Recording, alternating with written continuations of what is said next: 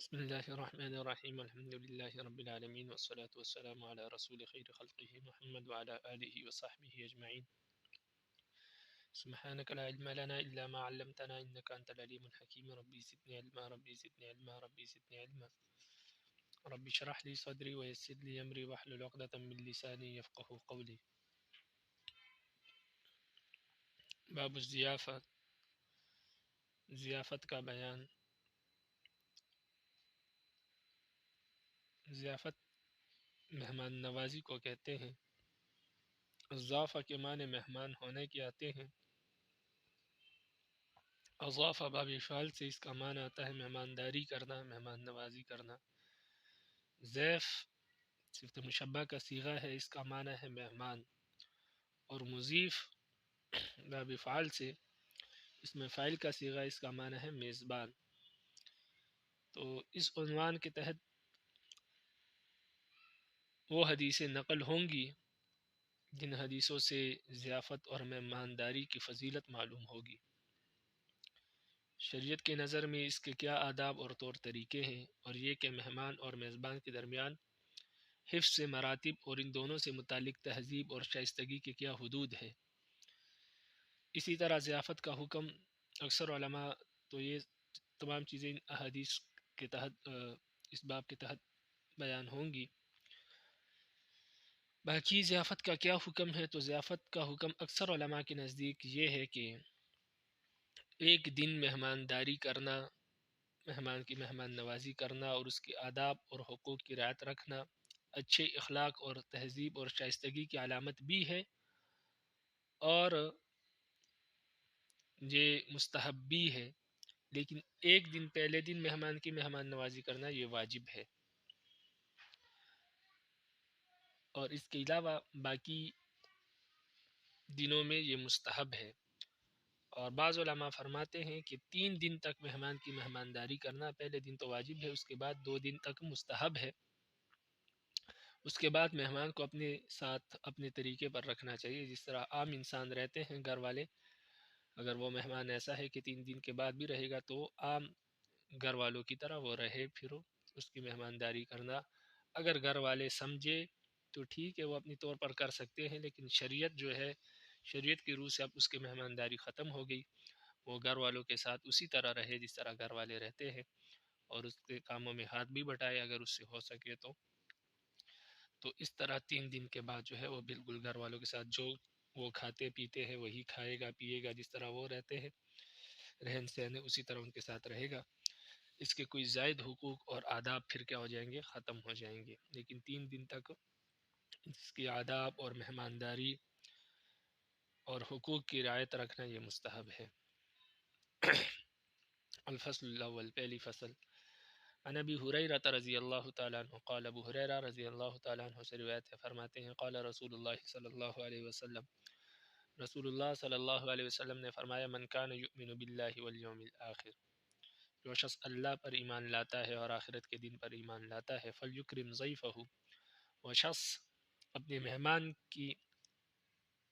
عزت افزائی کرے، ومن کان یؤمن باللہ والیوم الآخر، اور جو شخص اللہ اور آخرت کے دن پر ایمان لاتا ہے، فلا یوزی جارہ، تو وہ اپنے پڑوسی کو تکلیف نہ دے، ومن کان یؤمن باللہ والیوم الآخر، اور جو شخص اللہ اور آخرت کے دن پر اس کا ایمان ہے، فلیقل خیرا، تو وہ جب بھی کوئی بات کہے تو بہترین بات کہے، اچھی بات کہے، بھلی بات کہے، جس میں لوگوں کا اور اس کا اپنا بھی فائدہ ہو، او لیصمت، یا خاموش رہے،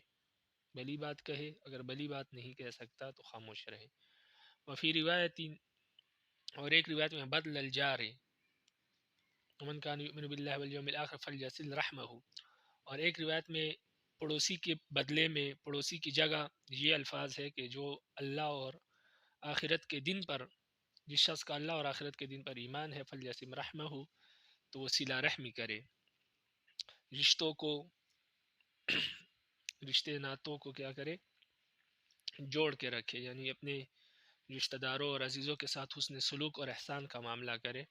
اگر ان کی طرف سے کچھ زیادتی بھی ہو جائے تو درگزر کرے۔ متفق علیہ. وعن ابی شریح الکعبی ان رسول اللہ صلی اللہ علیہ وسلم قال. شریح بن کعبی رضی اللہ تعالی عنہ سے روایت ہے، فرماتے ہیں کہ نبی علیہ السلام نے فرمایا من کان یؤمن باللہ والیوم الآخر فلیکرم ضیفہ، جو شخص کا ایمان اللہ اور آخرت کے دن پر ہے وہ اپنے مہمان کی عزت افزائی کرے. جائزتہ یوم اللیل، اس کے مہمانداری کرنا اور اس کی عزت افزائی کرنا یہ ایک دن ہے، یعنی ایک دن اور ایک رات مہمان کے ساتھ عزت افزائی کرنا اور احسان کرنا یہ تو ضروری ہے. وضیافت ثلاثۃ ایام، اور مہمانداری یہ 3 دن تک ہوتی ہے. فما بعد ذلك فهو صدقۃ، اور جو اس کے بعد آپ اس کے ساتھ حسن سلوک اور نیکی کریں گے تو آپ پر شریعت کی طرف سے واجب یا مستحب نہیں ہے، بلکہ وہ آپ کی طرف سے صدقہ شمار ہوگا. رب العالمین اس پر آپ کو اجر عطا فرمائیں گے. تو پہلے دن تو واجب ہے، باقی 3 دن تک مستحب ہے، اور اس کے بعد جو ہے وہ آپ کی طرف سے صدقہ اور نیکی شمار ہوگی. ولا یحل له، اس کا یہ مطلب نہیں ہے کہ پہلے 3 دن نیکی نہیں ہے، وہ بھی نیکی ہے، لیکن پھر اس کے ساتھ ساتھ مہمانداری کے ثواب اور نیکی کے ساتھ ساتھ آپ کو صدقے کا ثواب بھی ملتا رہے گا، تو آپ کو 2 اجر ملے گا 3 دن کے بعد. ولا يحل له ان يسوي عنده حتى يحرجه، اور مہمان کے لیے بھی یہ بات جائز نہیں کہ وہ میزبان کے ہاں 3 دن کے بعد اس کی استدعا کے بغیر ٹھہرے کہ وہ تنگی میں مبتلا ہو جائے. یعنی استدعا کا یہ مطلب ہے کہ اگر وہ خود اسے رکنے کا کہے یا اس کی استطاعت اور طاقت میں ہو کہ اگر یہ اس کے پاس رکے گا تو اس کو خوشی ہوگی، تنگی نہیں ہوگی، تو ایسی صورت میں رکے. لیکن اگر یہ معلوم ہوتا ہو کہ میرے رکنے سے اس کو تکلیف اور تنگی ہوگی تو ایسی صورت میں اس کے روکنے کے بغیر وہاں پر نہ رکے بلکہ وہاں سے چلا جائے. متفق علیہ. وعن عقبہ بن عامر رضی اللہ تعالی عنہ، عقبہ بن عامر رضی اللہ تعالی عنہ کہتے ہیں قلت للنبی صلی اللہ علیہ وسلم، میں نے نبی علیہ السلام سے کہا انکا تبعثنا فنزل بقوم لا یقروننا. میں نے نبی علیہ السلام سے عرض کیا کہ جب آپ ہمیں کہیں بیچتے ہیں، یعنی جہاد وغیرہ کے لیے کہیں بیچتے ہیں، تو ہمیں ایسے لوگوں کے ہاں بھی قیام کرنا پڑتا ہے جو ہماری مہمانداری نہیں کرتے. لا یقروننا فننزل بقوم لا یقروننا، تو بعض اوقات ہم ایسے لوگوں کے ہاں ٹھہر جاتے ہیں، ویسے قبیلے کے ہاں ٹھہر جاتے ہیں جو ہماری مہمان نوازی نہیں کرتے.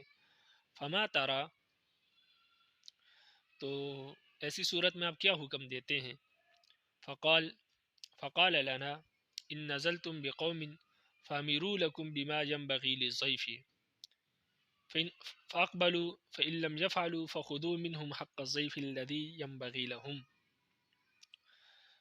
تو چنانچہ نبی علیہ السلام نے فرمایا کہ اگر تم کسی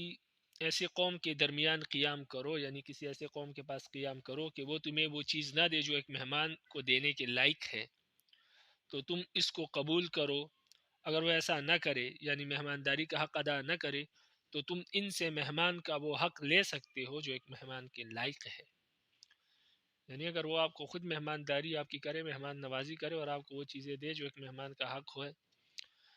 تو تب تو ٹھیک ہے. لیکن اگر وہ آپ کو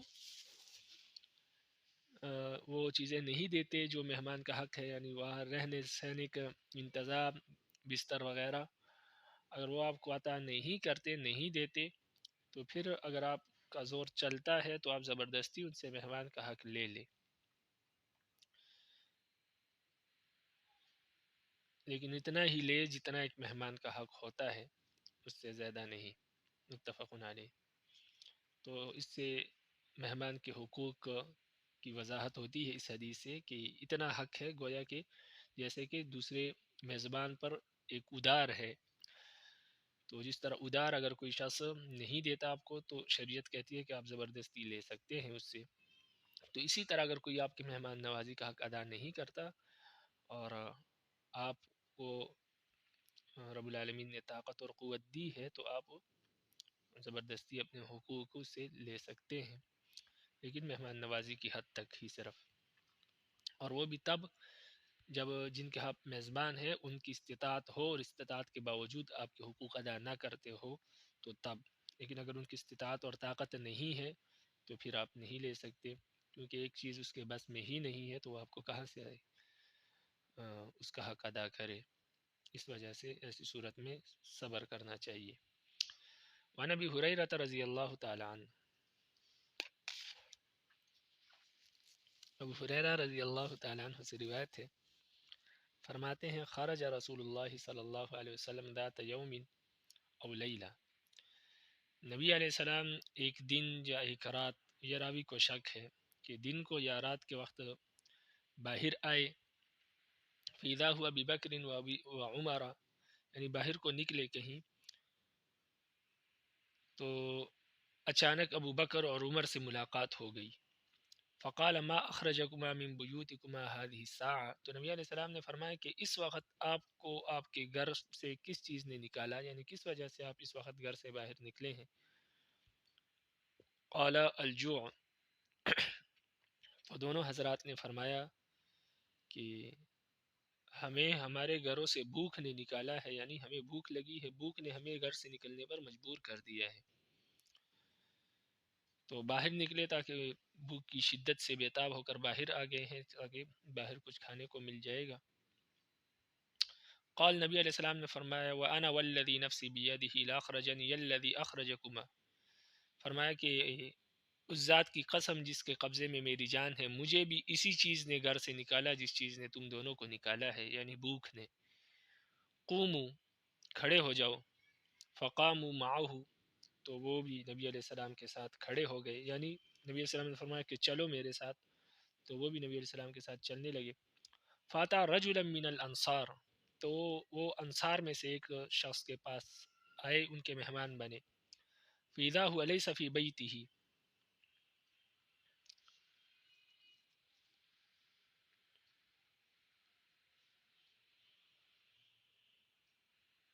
یعنی آپ صلی اللہ علیہ وسلم ایک انصار کے گھر پہنچے. اس انصاری کا نام ابو الہیثم تھا. فاذا هو ليس في بيته، لیکن وہ اپنے گھر میں موجود نہیں تھا.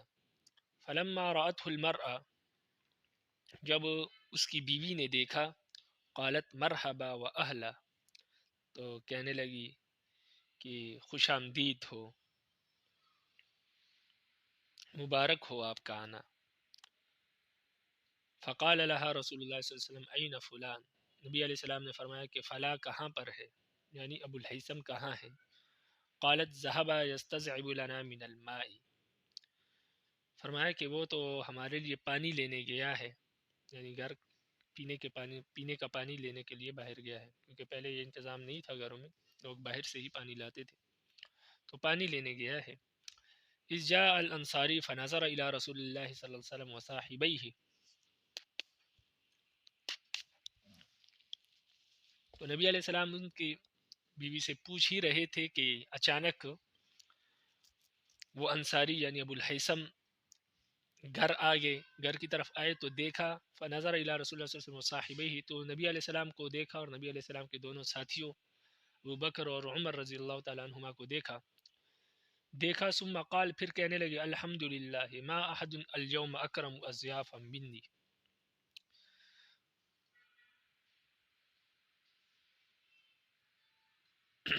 فرمایا کہ الحمدللہ، اللہ کا شکر ہے، بزرگ تر مہمانوں کے اعتبار سے آج کے دن مجھ سے زیادہ کوئی خوش نصیب نہیں ہے، یعنی اتنے بہترین مہمان ہیں میرے گھر میں کہ مہمانوں کے اعتبار سے آج مجھ سے خوش نصیب کوئی نہیں ہے، یعنی اتنے بابرکت مہمان آج روئے زمین پر کسی کے گھر میں نہیں آئے ہوں گے جتنے میرے گھر میں آئے ہیں. قال، فرمایا کہ فانطلق فجاءهم بعثق فيه بصر و تمر و رطب.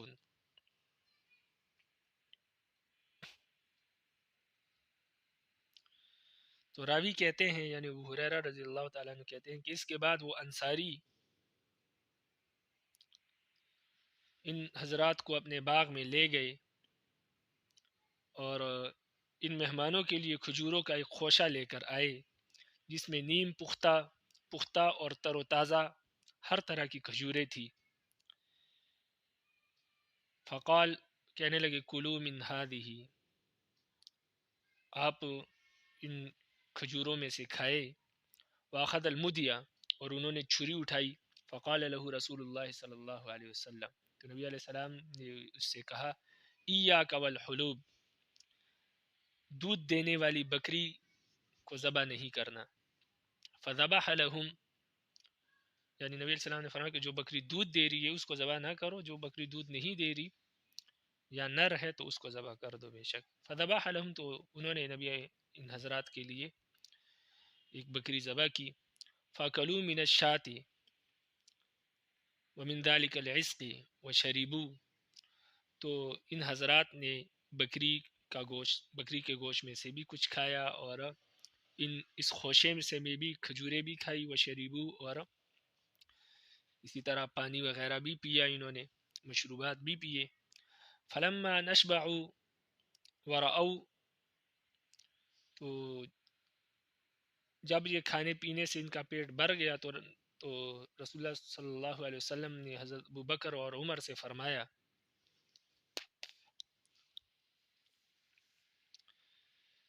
قال رسول اللہ صلی اللہ علیہ وسلم لأبی بکر و عمر،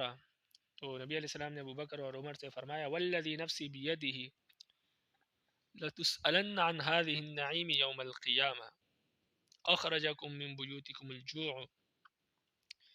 فرمایا کہ اللہ کی قسم، اس ذات کی قسم جس کے قبضے میں میری جان ہے، قیامت کے دن تم سے ان نعمتوں کی متعلق پوچھ گچھ ہوگی. بھوک نے تمہیں گھروں سے نکالا تھا. ثم لم ترجعوا حتى اصابكم هذا النعیم، لیکن تم اپنے گھروں کو واپس بھی نہ ہوئے تھے کہ اللہ کی طرف سے تمہیں یہ نعمتیں مرحمت ہو گئی. تو ان نعمتوں کے بارے میں رب العالمین آپ سے کل قیامت کے دن پوچھیں گے کہ میں نے تو آپ کے ساتھ یہ مہربانی والے معاملات کیے ہیں کہ آپ کو گھر واپس بھوکا جانے نہیں دیا، آپ نے میرے لیے کیا کیا اور ان نعمتوں کا کیا حق ادا کیا. رواہ مسلم. وذکر حدیث ابی مسعود وکان رجل من الانصار فی باب الولیمہ، اور ابن مسعود رضی اللہ تعالیٰ عنہ کی حدیث کہ انصار میں سے ایک شخص تھا اس نے مہمان نوازی کی، وہ حدیث جو ہے باب الولیمہ میں ہم بیان کر چکے ہیں.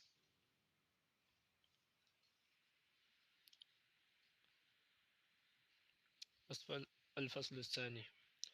عن المقدام ابن معدی کربہ رضی اللہ تعالی عنہ قال سمع النبی صلی اللہ علیہ وسلم. مقدام بن معدی کرب سے روایت ہے، وہ فرماتے ہیں کہ انہوں نے سنا نبی علیہ السلام کو یقول، نبی علیہ السلام فرما رہے تھے ایما مسلم ضاف قوما فاصبح الضیف محروما كان حقا على كل مسلم نصره حتى يأخذ له بقراه من ماله وزرعه. نبی علیہ السلام یہ فرما رہے تھے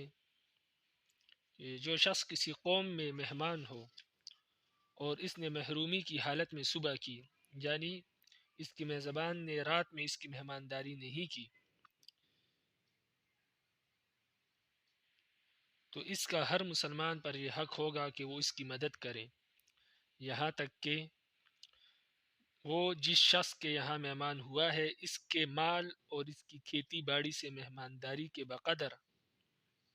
وصول کرے. یعنی مہمان کتنا کھانا کھاتا ہے، کتنا پیتا ہے، اس کے بقدر تمام لوگوں پر یہ ضروری ہے کہ وہ اس میزبان کے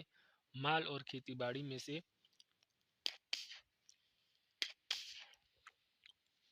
اتنی مقدار لے کر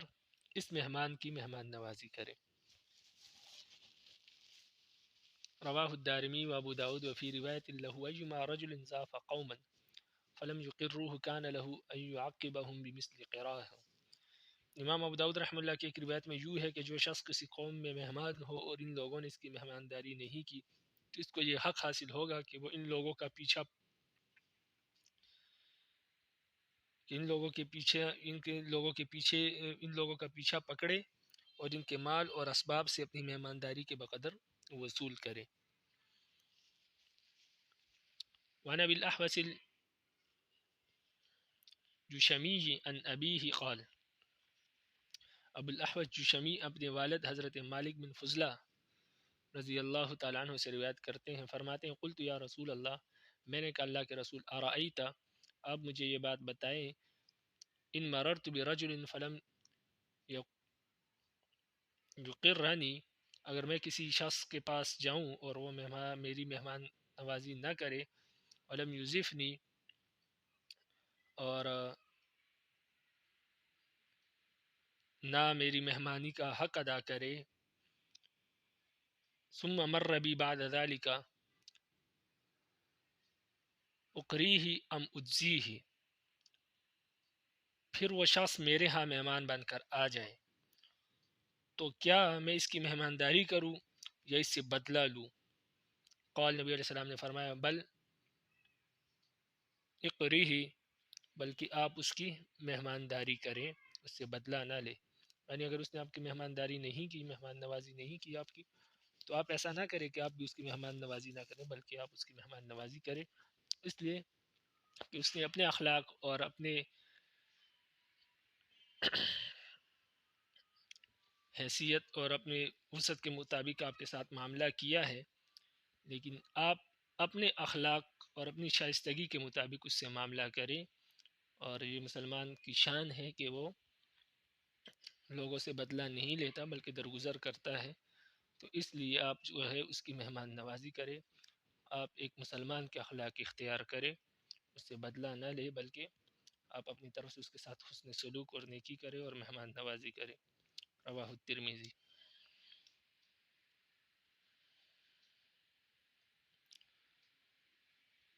اور اخلاق اسی کا نام ہے کہ جو آپ کے ساتھ برائی کرے ان کے ساتھ اچھائی کرے، جو آپ کے ساتھ اچھائی کرے ان کے ساتھ اچھائی کرنا یہ تو ایک بدلہ ہے. اخلاق تو نام اسی کا ہے کہ جو آپ کے ساتھ برا کرے آپ ان کے ساتھ بھی اچھا کریں، جو آپ کے ساتھ تعلق توڑے آپ ان کے ساتھ تعلق جوڑیں. باقی جو خود آپ سے تعلق جوڑ رہے ہیں ان سے تعلق جوڑنا یہ کوئی کمال کی بات نہیں ہے،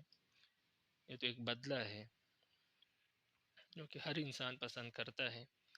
لیکن اخلاق جس پر رب العالمین کے وعدے ہیں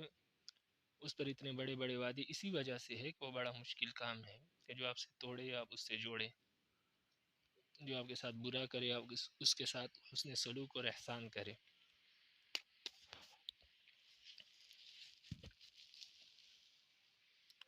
وعن انس او غیرہ، حضرت انس یا کسی دوسرے صحابی سے روایت ہے، ان رسول اللہ صلی اللہ علیہ وسلم استأذن علی سعد بن عبادہ، رسول اللہ صلی اللہ علیہ وسلم نے حضرت سعد بن عبادہ رضی اللہ تعالی عنہ کے ہاں ان کے گھر میں آنے کی اجازت طلب کی ان سے. فقال، کہا، السلام علیکم ورحمۃ اللہ،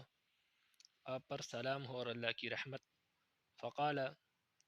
سعد، وعلیکم السلام ورحمۃ اللہ، تو حضرت سعد رضی اللہ تعالی عنہ نے کہا کہ وعلیکم السلام.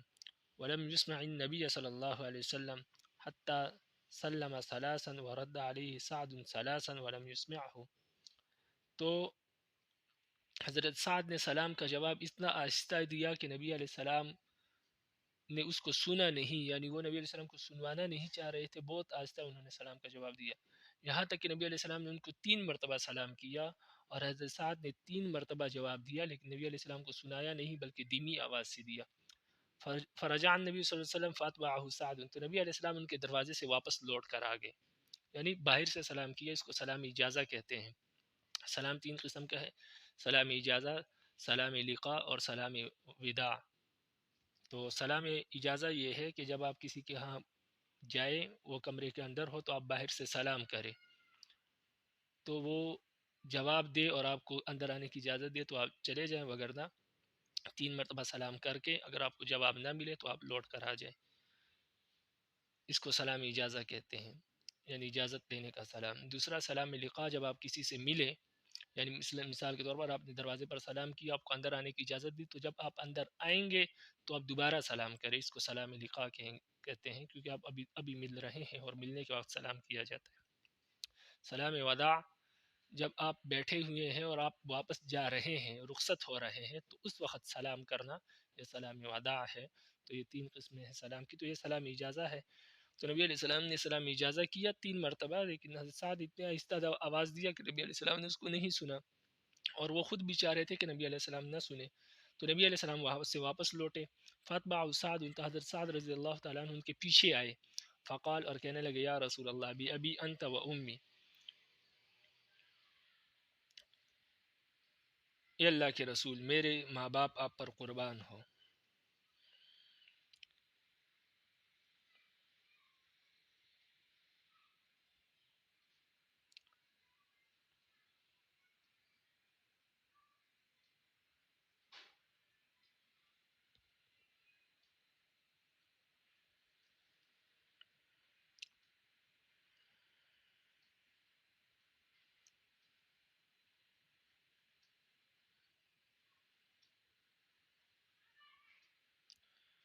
حضرت سعد نے کہا کہ میرے والدین آپ پر قربان ہو. ما سلمت تسلیمتا الا وهي باذني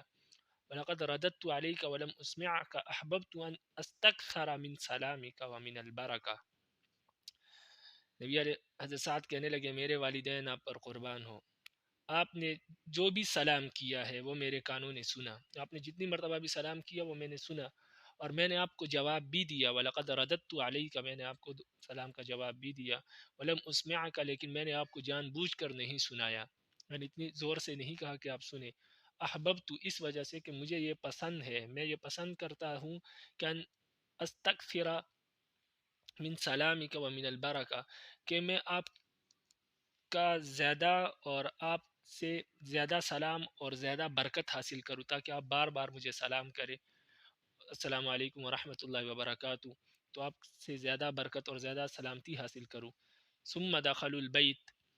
پھر وہ دونوں گھر میں داخل ہو گئے. فقرب له زبیبا، تو انہوں نے نبی علیہ السلام کی خدمت میں زبیب پیش کیا.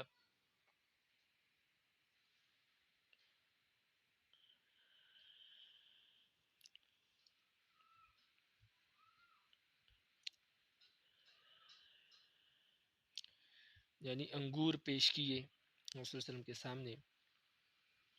یہ خشک انگور، یعنی خشک انگور رسول اللہ علیہ وسلم کے سامنے پیش کیے. فاکل النبی صلی اللہ علیہ وسلم، تو نبی علیہ السلام نے وہ انگور کھائے. فلما فرغا، جب آپ فارغ ہو گئے، تو اکل طعامکم الابرار قال، تو نبی علیہ السلام نے فرمایا اکل طعامکم الابرار. یہ سعد رضی اللہ عنہ کو یہ دعا دیتے ہوئے فرمایا کہ اللہ کے نیک بندے تمہارا کھانا کھائے، یعنی آپ کے ہاں ہمیشہ نیک لوگ مہمان بن کر آئے اور آپ کا کھانا کھائے. وصلت علیکم الملائکہ، اور ملائکہ آپ پر رحمت بھیجے. وافطر عندکم الصائمون، اور روزے دار آپ کے ہاں روزے افطار کرے. رواہ فی شرح سنہ، یہ دعا دی. اور یہ جب کسی کے ہاں مہمان ہو اور کھانا کھلائے تو اس کے بعد اللہم اطعم من اطعمنی، وہ دعا پڑھنے کے بعد مہمان کے لیے یہ دعا بھی کرنی چاہیے. اکل طعامکم الابرار وصلت علیکم الملائکہ وافطر عندکم الصائمون. وعن ابی سعید عن النبی صلی اللہ علیہ وسلم، سعید خدری رضی اللہ تعالیٰ عنہ نبی علیہ السلام سے روایت کرتے ہیں، فرماتے ہیں مثل المؤمن و مثل الایمان، مومن اور ایمان کی مثال کا مثل الفرس فی آخیتہ یحول ثم یرجع الی آخیتہ. ایمان اور مومن کی مثال اس گھوڑے سی ہے جو اپنے رسی میں باندھا ہوا ہوتا ہے اور ادھر ادھر چکر لگانے کے بعد پھر اپنی رسی کے پاس آ جاتا ہے.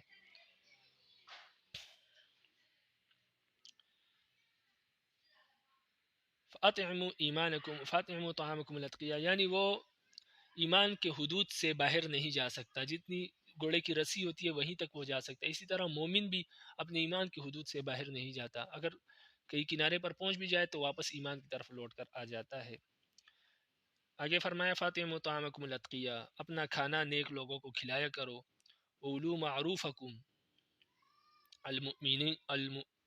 المؤمنین، اور اپنے عطایا اور اپنے تحفے، اپنے عطایا اور تحفوں سے سب مسلمانوں کو نوازو، یعنی کھانا نیک لوگوں کو کھلاؤ اور تحفے سب کو دو۔ رواہ البیہقی فی شعب الایمان و ابو نعیم فی الحلیہ، اس لیے کہ تحفے دینے سے لوگ قریب ہوتے ہیں، تو اگر برے لوگوں کو بھی تحفے دیے جائے تو وہ بھی آپ کی طرف آپ کے قریب ہو جائیں گے، جس کی وجہ سے ان کو نیکی کی توفیق مل جائے گی۔ باقی کھانا نیک لوگوں کو اس لیے کھلایا کیونکہ نیک لوگوں کے کھانے سے کھانے میں برکت پیدا ہوتی ہے۔ وعن عبد اللہ بن بسر قال كان النبي صلى الله عليه وسلم قصعة يحملها 4 رجال۔ عبداللہ بن بسر رضی اللہ تعالیٰ عنہ سے روایت ہے، کہتے ہیں کہ نبی علیہ السلام کے پاس ایک بڑا پیالہ تھا جس کو 4 آدمی اٹھاتے تھے، یعنی وہ اتنا بڑا پیالہ تھا کہ جب اس میں کھانا رکھا جاتا تھا تو اتنا بھاری ہو جاتا کہ 4 لوگ اس کو اٹھاتے تھے۔ یقال له الغراء، اور اس پیالے کا نام غرا تھا۔ نبی علیہ السلام نے اپنی تمام چیزوں کے نام رکھے ہوئے تھے۔ فلما اضحوا وسجدوا الضحى، جب چاشت کا وقت ہو جاتا اور لوگ چاشت کی نماز پڑھ لیتے تو وہ پیالہ لایا جاتا، تو اتی بتلک القصعۃ، تو یہ پیالہ لایا جاتا، وقد سرد فیہا، اور اس میں سرید بنائی جاتی، فالتفوا علیہا، اور صحابہ اس کے ارد گرد جمع ہو جاتے۔ فلما کسروا جس رسول اللہ صلی اللہ علیہ وسلم فقال اعرابی،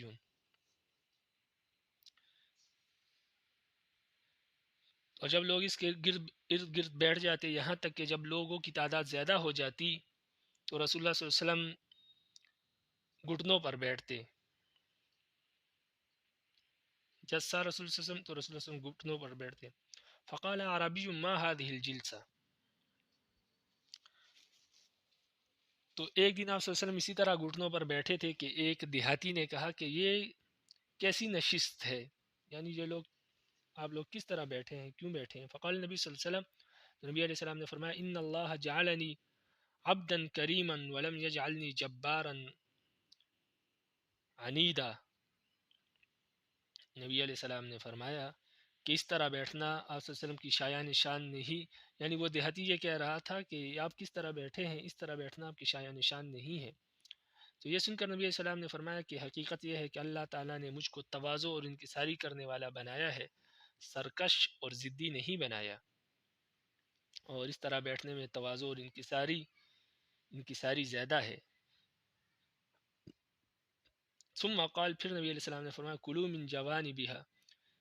پیالے کے کناروں سے کھاؤ، درمیان سے نہ کھاؤ،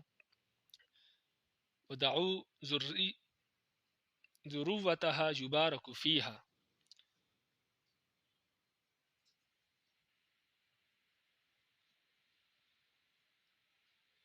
اور اس دعو ذروتها یبارک فیہا، اور اس کے درمیانی حصے کو چھوڑ دو، یعنی درمیان سے نہ کھاؤ، اطراف سے کھاؤ، درمیان سے نہ کھاؤ، یبارک فیہا، تاکہ تمہارے لیے کھانے میں برکت پیدا کی جائے۔ پیچھے آپ نے حدیث میں پڑھا کہ برکت درمیان میں نازل ہوتی ہے اور پورے کھانے میں پھیل جاتی ہے، اس نبی علیہ السلام نے فرمایا کہ درمیان سے نہ کھائے، تو جب لوگ اطراف سے کھائیں گے تو اس سے کھانے میں برکت پیدا ہو جائے گی، اور کھانا جتنے بھی لوگ کھائیں گے ان کے لیے کافی ہو جائے گا۔ رواہ ابو داؤد۔ وعن وحشی بن حرب عن ابیہ عن جدہ، حضرت وحشی بن حرب اپنے والد سے اور وہ اپنے والد سے روایت کرتے ہیں، یعنی وحشی کے دادا سے نقل کرتے ہیں کہ ان اصحاب رسول اللہ صلی اللہ علیہ وسلم قالوا یا رسول اللہ، نبی علیہ السلام کے صحابہ نے کہا کہ اے اللہ کے رسول، انا نأکل ولا نشبع، ہم کھانا کھاتے ہیں لیکن ہم سیر نہیں ہوتے، ہمارا پیٹ نہیں بھرتا۔ قال تو نبی علیہ السلام نے فرمایا فلعلکم تفترقون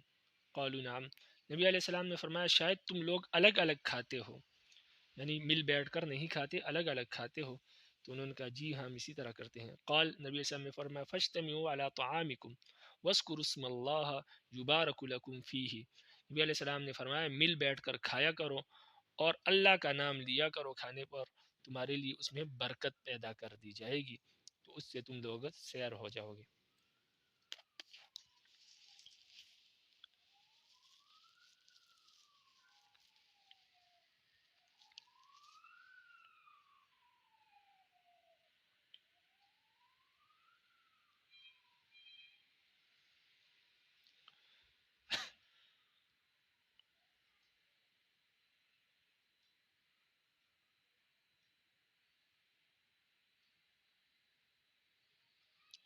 باقی الگ الگ بیٹھ کر کھانا گناہ نہیں ہے، لیکن یہ ہے کہ مل بیٹھ کر کھانے سے برکت پیدا ہوتی ہے، تو بے برکتی اور تنگی کو دور کرنے کے لیے مل بیٹھ کر کھانا چاہیے۔ باقی اگر کوئی الگ کھاتا ہے تو یہ بھی کوئی گناہ کا کام نہیں ہے، اس کو تانا نہیں دینا چاہیے، جس طرح بعض لوگوں کی عادت ہوتی ہے کہ جو الگ کھاتا ہے اس کو تانے دیتے ہیں کہ یہ کفار اس طرح کھاتے ہیں اور آپ کافروں کا طریقہ آپ نے اختیار کیا ہے۔ تو کفار کھاتے ہیں اسی طرح، لیکن یہ ہے کہ جائز ہے، تو جائز کام پر کسی کو تانے نہیں دینے چاہیے، بلکہ احادیث نے تو ناجائز اور حرام کام کے مرتکب کو بھی تانا دینے سے منع فرمایا، اس لیے کہ اس سے اس کو نصیحت نہیں ہوتی بلکہ وہ مزید ابھرتا ہے وہ کام کرنے پر، تو اس لیے نصیحت کی اجازت ہے، لیکن تانا مارنے کی اجازت حدیث میں نہیں آئی، بلکہ تانا دینے سے سختی سے منع فرمایا ہے۔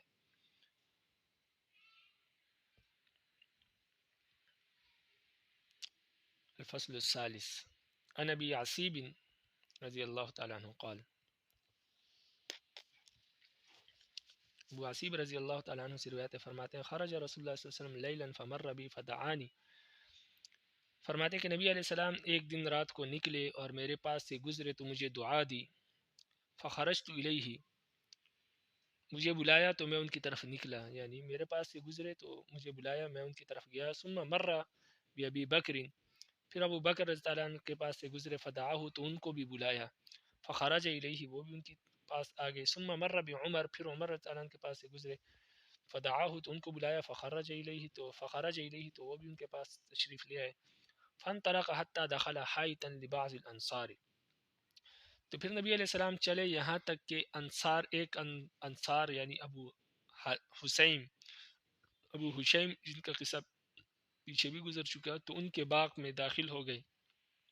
جب ان کے باغ میں داخل ہو گئے، فقال لصاحب الحائط،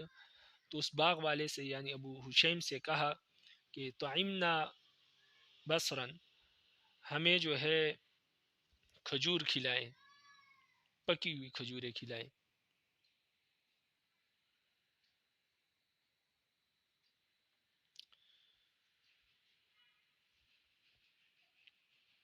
فجاء بعسق فوضعه، تو وہ باغ کا مالک کھجوروں کے خوشہ لے کر آیا اور اس کو نبی علیہ السلام کے سامنے رکھ دیا، فاکل رسول اللہ صلی اللہ علیہ وسلم واصحابہ، تو نبی علیہ السلام نے بھی کھایا اور ان کے ساتھ صحابہ نے بھی کھایا، ثم دعا بماء بارد، پھر وہ ٹھنڈا پانی لے کر آیا، فشرب، تو نبی علیہ السلام نے پیا، فقال، اور فرمایا لتسألن عن هذه النعیم یوم القیامہ، فرمایا کہ آپ لوگوں سے ان نعمتوں کے بارے میں قیامت کے دن پوچھ ہوگی۔ قال، راوی کہتے ہیں فاخذ عمر العسق فضرب به الارض، تو راوی کہتے ہیں کہ حضرت عمر رضی اللہ عنہ نے وہ کھجوروں کا خوشہ اٹھایا اور اس کو زمین پر دے مارا، حتی تناثر البصر قبل رسول اللہ صلی اللہ علیہ وسلم،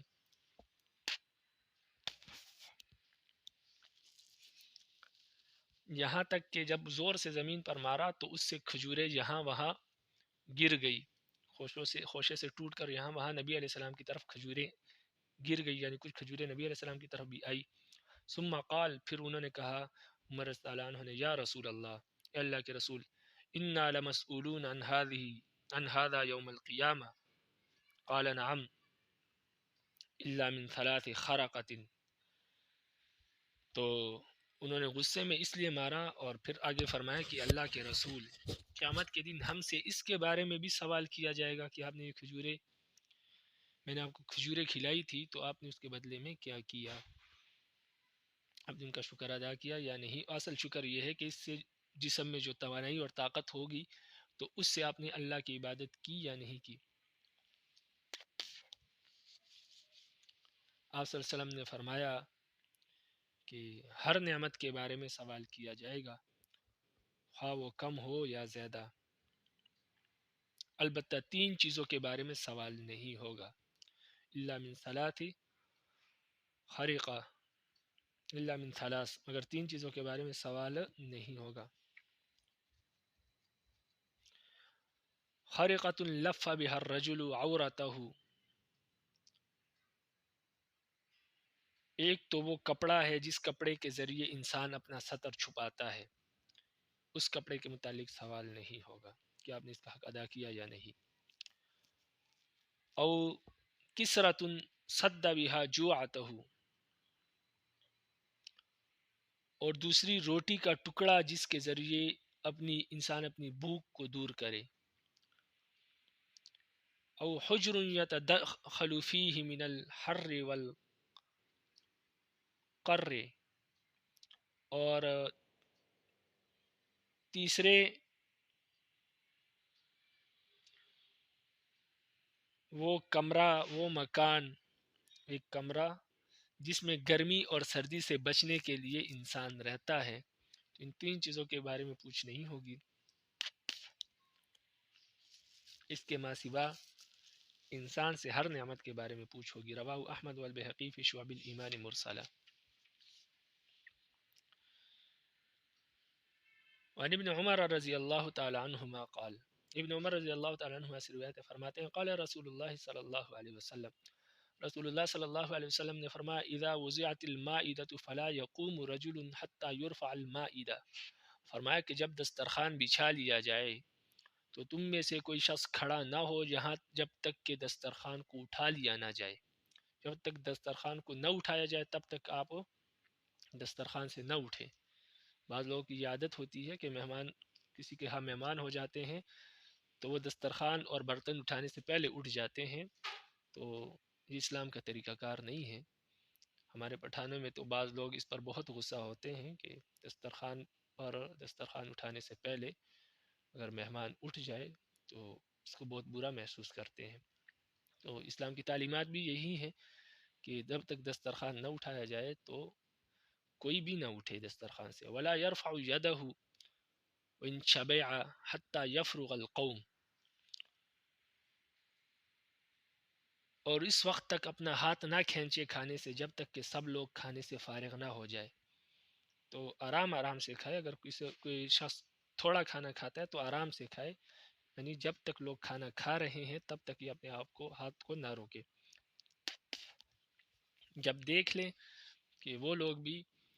سیر ہو گئے ہیں اور بس میری وجہ سے کھا رہے ہیں، نوالا لے رہے ہیں، تو پھر ہاتھ روک دے بے شک، کیونکہ اگر یہ پہلے ہاتھ روکے گا تو بعض لوگ اس کی دیکھا دیکھی شکم سیر ہوئے بغیر اپنا ہاتھ روک لیں گے تو اور بھوکے رہ جائیں گے، تو حیا کی وجہ سے۔ اس لیے نبی علیہ السلام نے فرمایا کہ اپنا ہاتھ نہ روکے جب لوگوں کے ساتھ مل کر یہ کھانا کھا رہا ہو تو، اور خاص کر میزبان۔ وَلْيَعْذِرْ فَإِنَّ ذَلِكَ يَخْجُلُ جَلِيسَهُ، اگرچہ اس کا پیٹ بھر گیا اور اگر کسی عذر کی بنا پر دسترخوان سے پہلے اٹھنا ضروری ہو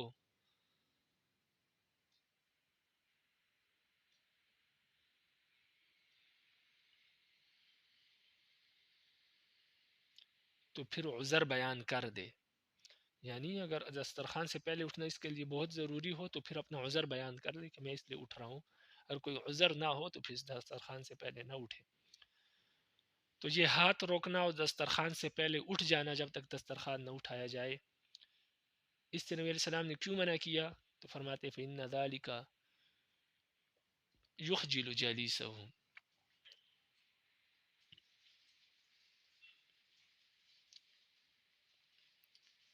چونکہ ایسی صورت میں اگر آپ جلدی اٹھ جائیں گے یا اپنا ہاتھ کھینچ لیں گے کھانے سے تو اپنے ہم نشینوں کو شرمندہ کرنے کے مترادف ہے، وہ اس سے شرمندہ ہو جائیں گے اور وہ بھی اپنے شرمندگی اور حیا کی وجہ سے ہاتھ روک لیں گے۔ فیقبض یدہ، اس لیے کہ ہم نشین شرمندہ ہو جائیں گے اور اپنا ہاتھ کھانے سے روک لیں گے۔ وآسان یکون لہ فی الطعام حاجہ، اور امید ہے، ممکن ہے کہ ابھی ان کو کھانے کی خواہش مزید ہو، ان کا پیٹ بھرا ہوا نہ ہو اور اس کے باوجود وہ اپنا ہاتھ روک لے۔ اس وجہ سے انسان جب تک دسترخوان نہ اٹھایا جائے یا اسی طرح جب تک لوگ کھا رہے ہو اپنا ہاتھ نہ کھینچے اور دسترخوان سے نہ اٹھے،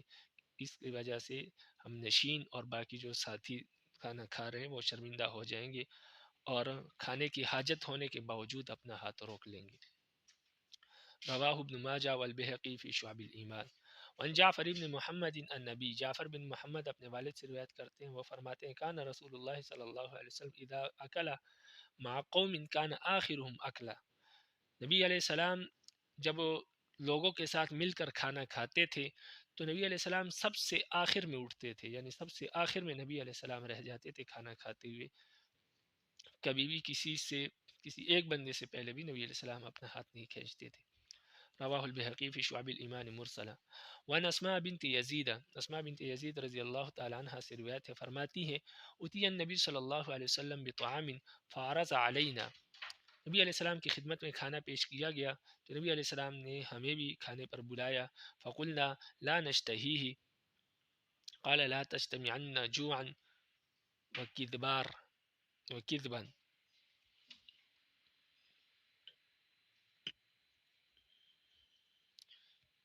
یعنی نبی علیہ السلام کے پاس کھانا لائے گا تو نبی علیہ السلام نے وہ کھانا ہمارے سامنے رکھ دیا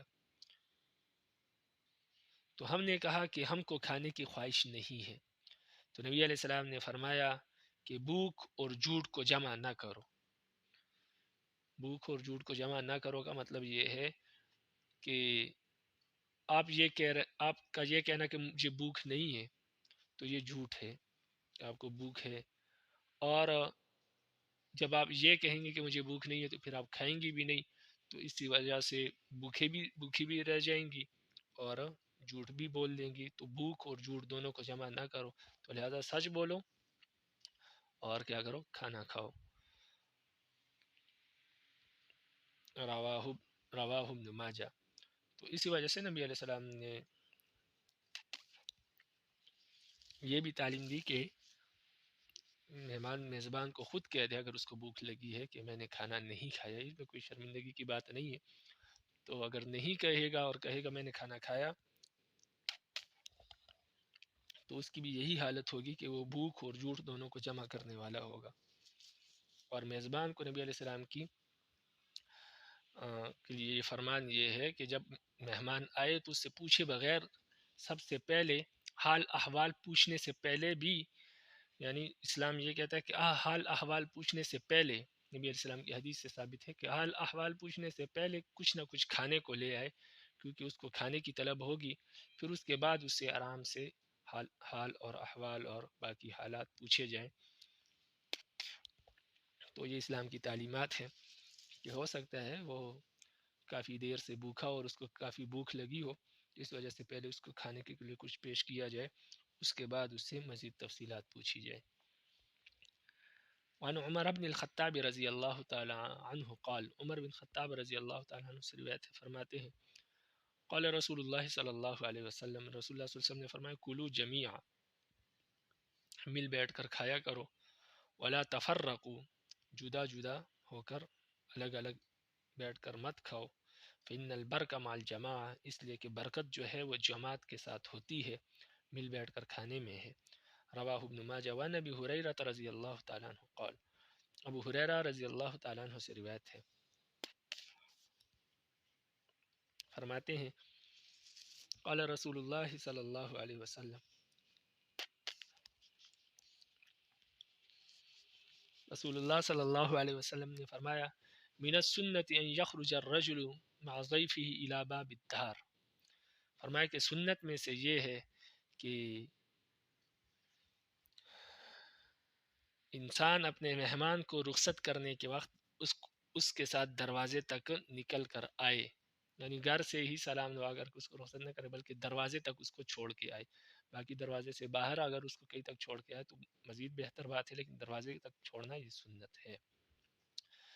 رواہ ابن ماجہ و رواہ البہقی فی شعب الایمان عنہ وعن ابن عباس رضی اللہ تعالی عنہ وقال فی اسنادہ ضعف، اور اس حدیث کو ابن عباس نے بھی روایت کیا ہے لیکن اس کی سند میں ضعف موجود ہے. وعن ابن عباس رضی اللہ تعالی عنہما قال، ابن عباس رضی اللہ تعالی عنہما سے روایت فرماتے ہیں قال رسول اللہ صلی اللہ علیہ وسلم، رسول اللہ صلی اللہ علیہ وسلم نے فرمایا الخیر اسرع الى البیت الذي یوکل فیہ من الشفرۃ، نبی علیہ السلام نے فرمایا جس گھر میں مہمانوں کو کھانا کھلایا جاتا ہے وہاں خیر یعنی رزق، برکت اور بلائی تیزی سے پہنچتی ہے جتنی تیزی سے چھری بھی اونٹ کے کوہان کی طرف نہیں پہنچتی، یعنی اتنی تیزی سے وہ پہنچتی ہے جتنی تیزی سے چھری بھی اونٹ کے کوہان تک نہیں پہنچتی. یوکل فیہ من الشفرۃ الی اسنام البعیر، اونٹ کا کوہان. رواہ ابن ماجہ.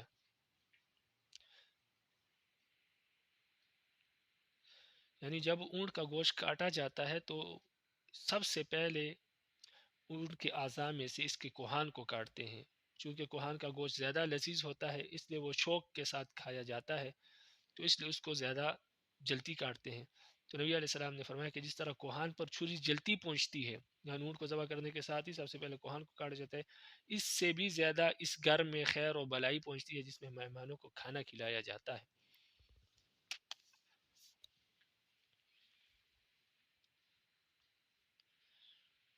بابن، یہاں ایک باب ہے جس کو کسی عنوان سے مقید نہیں کیا گیا ہے، بغیر عنوان کے ہیں. اور آگے صاحب مشکات فرماتے ہیں وحاد الباب خالن الفصل الاول، اور یہ باب جو ہے فصل اول سے خالی ہے، اور صحیح بات یہ ہے کہ اس میں فصل ثانی بھی موجود نہیں ہے. وعن الفجیع العامری انه اتى النبی صلی اللہ علیہ وسلم، فجیع عامری رضی اللہ تعالیٰ عنہ سے روایت ہے کہ وہ ایک دن نبی علیہ السلام کی خدمت میں حاضر ہوئے، فقال، اور کہنے لگے ما یحل لنا من المیت، فرمایا کہ کیا ہمارے لیے مردار میں سے کچھ حلال ہے، یعنی مردار جانور میں سے ہمارے لیے کچھ حلال ہے. یعنی قال نبی علیہ السلام نے فرمایا ما طعامکم، قلنا نبتبغ ونستبح، تو نبی علیہ السلام نے فرمایا پہلے یہ بتاؤ کہ تم لوگ کھانا کس مقدار میں، آپ لوگوں کو کھانا کس مقدار میں ملتا ہے. فرماتے ہیں کہ میں نے عرض کیا کہ ہم کو ایک پیالہ دودھ کا شام کو اور ایک پیالہ دودھ کا صبح کو ملتا ہے. قال ابو نعیم، حدیث کے راوی ابو نعیم کہتے ہیں کہ فسرہ لی عقبہ غدوۃ وقدح عشیہ، ابو نعیم کہتے ہیں کہ میرے استاذ میرے شیخ عقبہ نے نقتبق و نستبح کے معنی یہ کیے ہیں، اس کی وضاحت اور تفسیر یہ فرمائی کہ صبح کو ایک دودھ کا پیالہ ملتا ہے اور شام کو ایک دودھ کا پیالہ ملتا ہے. قال، تو نبی علیہ السلام نے فرمایا ذالک و ابی وابی الجوع، تو نبی علیہ السلام نے فرمایا فجیع رضی اللہ تعالیٰ عنہ کو جواب دیتے ہوئے فرمایا کہ کھانے کی یہ مقدار اپنے باپ کی قسم بھوک کو واجب کرتی ہے، یعنی اپنے باپ کی قسم کہ کھانے کی یہ مقدار جو ہے بھوک کو واجب کرتی ہے. یعنی صبح اور شام محض ایک پیالہ دودھ کا ملنا بھوک کو ختم کر کے انسان کی زندگی کی بقا کا ذریعہ نہیں بن سکتا بڑے آدمی کے لیے. فأحل لهم المیت علی هذه الحال، تو آپ صلی اللہ علیہ وسلم نے اس صورت میں ان کے لیے مردار کو حلال قرار دیا کہ آپ لوگ مردار کھا سکتے ہو.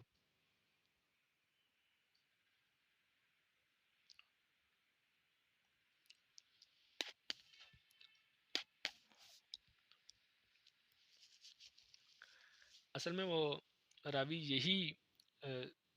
پوچھنا چاہ رہا تھا کہ اضطراری حالت میں ہمارے لیے مردار کھانا جائز ہے، تو نبی علیہ السلام نے اس کو اضطراری حالت قرار دیا اور کہا کہ اتنی مقدار سے بھوک ختم نہیں ہوتی بلکہ انسانی زندگی کے وجود کو بھی خطرہ پڑ جاتا ہے، تو ایسی صورت حال اگر پیدا ہو جائے جس کو شریعت کی اصطلاح میں حالت اضطرار سے تعبیر کیا جاتا ہے، یعنی جب تک آپ کو گزارا ہو رہا ہے تو ٹھیک ہے آپ نہ کھائیں مردار، لیکن جب آپ کو اضطراری حالت ہو جائے کہ پھر آپ کی زندگی کی بقا ناممکن ہو، آپ مرنے کے قریب ہو جائے اور آپ کو کھانے کی حاجت ہو، تو ایسی صورت میں آپ مردار کھا سکتے ہیں۔ تو نبی علیہ السلام نے ان کو یہ نہیں فرمایا کہ آپ روز کھائیں مردار، بلکہ فرمایا کہ جب آپ کو حالت اضطرار تک پہنچ جائے، کیونکہ اس مقدار سے تو بھوک نہیں مٹتی، تو ایسی صورت میں پھر آپ یہ ہے کہ آپ کھا سکتے ہیں مردار کو۔ وعن ابی واقد اللیثی، ابو واقد لیثی رضی اللہ تعالیٰ عنہ کہتے ہیں کہ ان رجلا قال، ایک شخص نے کہا اے اللہ کے رسول، انا نکون بارض فتصیبنا بها المخمصہ، فرمایا کہ ہم ایسی جگہ میں رہتے ہیں کہ وہاں ہمیں مخمصہ یعنی ہم بھوک کی حالت میں مبتلا ہو جاتے ہیں۔ مخمصہ بھوک کو کہتے ہیں، وہاں ہمیں بہت زیادہ بھوک لگتی ہے، کھانے کو کچھ نہیں ہوتا۔ فمتى يحل لنا المیتہ، تو ہمارے لیے مردار کب حلال ہے؟ تو اس حدیث میں زیادہ وضاحت ہے کہ کس وقت ہمارے لیے مردار کھانا حلال ہو جاتا ہے۔ قال، تو نبی علیہ السلام نے فرمایا ما لم تستبحوا او تعتبقوا او تحتفئوا بها بقلا فشانکم بها،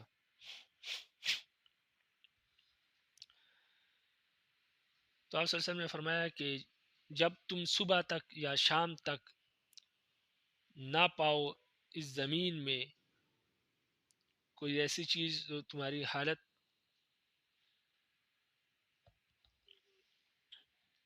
یعنی صبح تک یا شام تک کوئی چیز آپ کو وہاں کھانے کے لیے نہ ملے،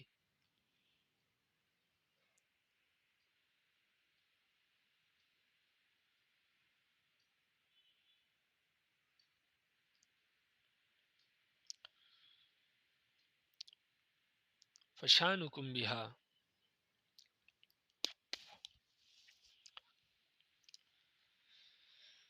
او تحتفئوا بها بقلا فشانکم بها، تو ایسی صورت میں تمہاری حالت مردار سے متعلق ہو جائے گی۔ مردار سے متعلق ہو جائے گی کا کیا مطلب ہے؟ فرمایا مردار سے متعلق ہونے کا مطلب یہ ہے کہ ایسی صورت میں آپ کے لیے مردار کھانا حلال ہو جائے گا۔